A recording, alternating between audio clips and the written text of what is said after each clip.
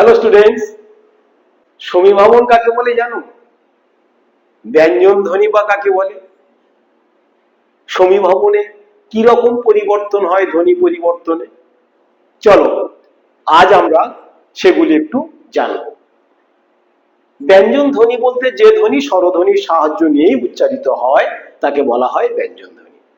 আমাদের শব্দের উচ্চারণের সময় কখনো কখনো শব্দের মধ্যে যে ব্যঞ্জন ধ্বনিগুলি থাকে একটির প্রভাবে অন্যটি পরিবর্তিত হয়। ধ্বনি পরিবর্তনের নিয়মে এই পরিবর্তনকে বলা হয় সমীভবন, সমীকরণ বা ব্যঞ্জন সংগতি। যেমন দেখা যাক, আমি একটা উদাহরণ দিচ্ছি। পদ্ম,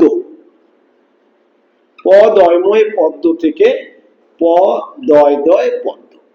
এই যে পদ্ম, তাহলে এখানে দেখো দয়ের আর ম এখানে আছে, ময়ের এখানে কি কি আছে?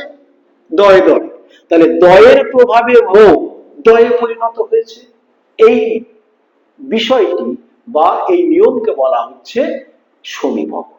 তাহলে আমি সংজ্ঞাতে কি বললাম? কোন শব্দ উচ্চারণের সময় শব্দের মধ্যে ব্যঞ্জন ধ্বনি গুলি একটির প্রভাবে অন্যটি পরিবর্তিত হয়, এই নিয়মকে বলা হয় ব্যঞ্জন সংগতি। ব্যঞ্জন সংগতি বা সমীভবন তিন প্রকার: প্রগত সমীভবন, পরাগত সমীভবন, অনন্য সমীভবন।